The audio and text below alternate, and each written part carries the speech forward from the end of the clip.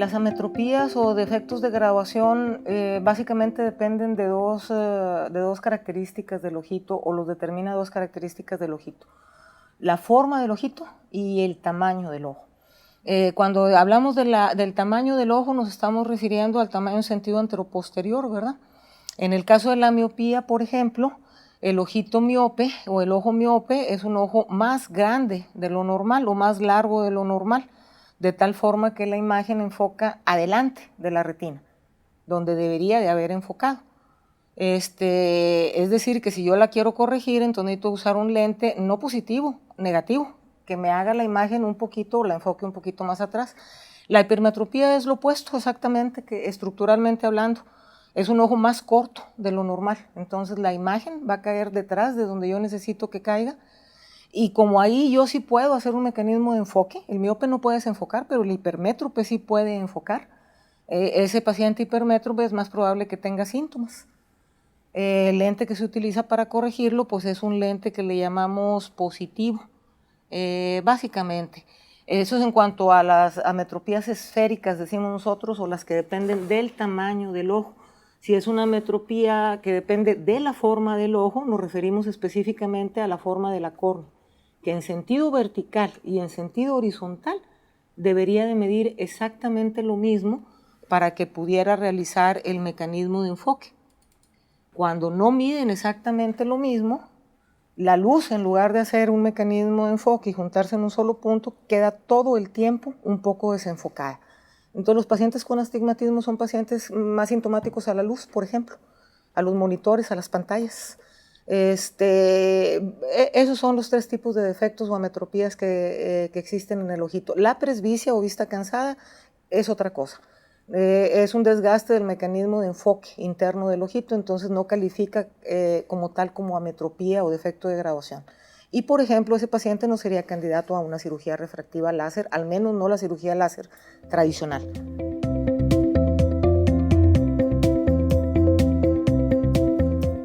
Cuando uno busca estadísticas de qué tan más frecuente es un defecto de graduación, se va a topar a lo mejor con diferencias ahí geográficas. Por ejemplo, se supone que el defecto de graduación más frecuente, más común en niños es la hipermetropía. Pero como los niños también tienen la capacidad de compensar la hipermetropía más fácilmente que el adulto y con menos síntomas, a veces pasan desapercibidos y no se diagnostican. En cierto tipo de poblaciones, por ejemplo, es bien conocido que entre los judíos la miopía es la prevalencia, es la más frecuente. Y la mayoría de los libros a veces mencionan que es el astigmatismo. Yo diría que en México la forma de ametropía más frecuente, o la que ya más frecuentemente veo, es la hipermetropía. Pero la que orilla al paciente de manera más temprana a la consulta, o en edades más tempranas, es la miopía, porque la miopía no puede ser compensada y entonces fácilmente ese niño es identificado, por ejemplo, en actividades escolares, al no poder ver las letras del pizarrón. El paciente hipermétrope lo descubrimos un poquito más tarde, cuando empiezan quejas como dolor de cabeza, lagrimeo, fluctuaciones de visión, etc.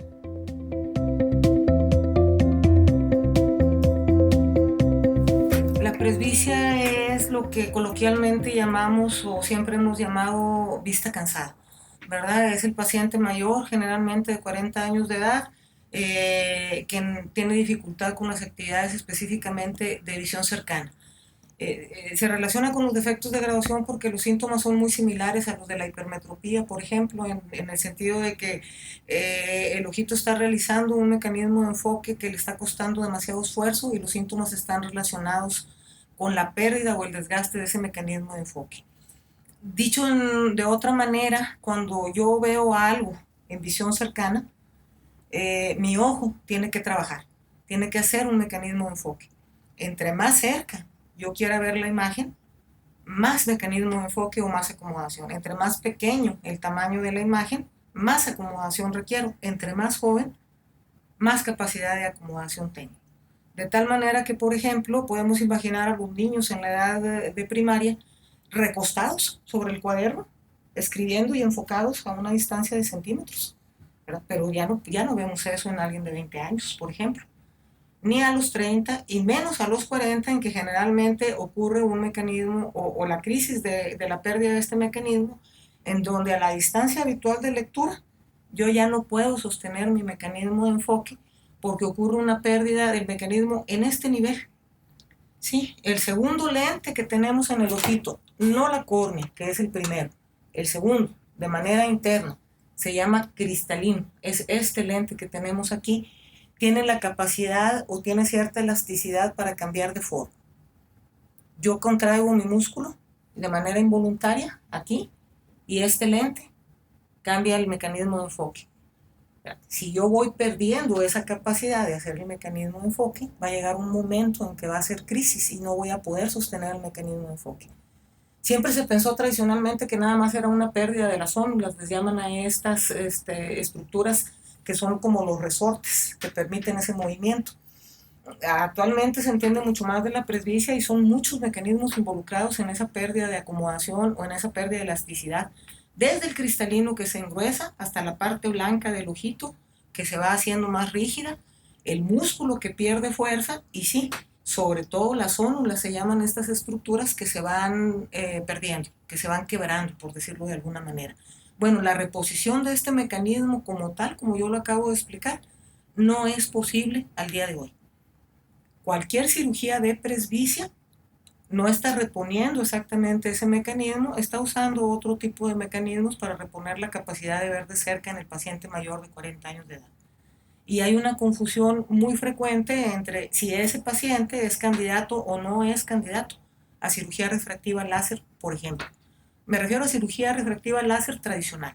Si hay algunos procedimientos más modernos que pueden ser ofrecidos al paciente presbita, pero como les repito, no es que yo pueda reponer el mecanismo original del ojito. El ojito no lo podemos volver a hacer que acomode. Eso no ocurre. La pregunta hasta hace algunos años tenía que ser contestada con un rotundo no. Los defectos de graduación dependen de la forma y el tamaño del ojo y por lo tanto no los puedo curar.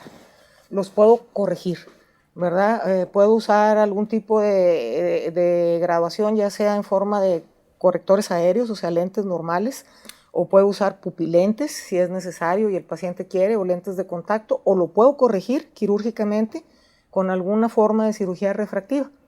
Pero no puedo curar al ojito miope en el sentido, estoy hablando nada más refractivamente, pero el ojito miope es un ojito también más grande de lo normal, con paredes más delgadas de lo normal, con retinas más propensas al desprendimiento de retina que lo normal, o que el ojo hemétrope tal vez debería decir, bueno, eso que acabo yo de decir como tal no lo puedo curar. Yo puedo corregir la miopía de mi paciente siempre y cuando sea candidato para la corrección. Y dependiendo de cuánta miopía, la edad del paciente y las expectativas del paciente y las características del ojito del paciente, algunos de esos pacientes podrían ser o no candidatos para cirugía refractiva láser.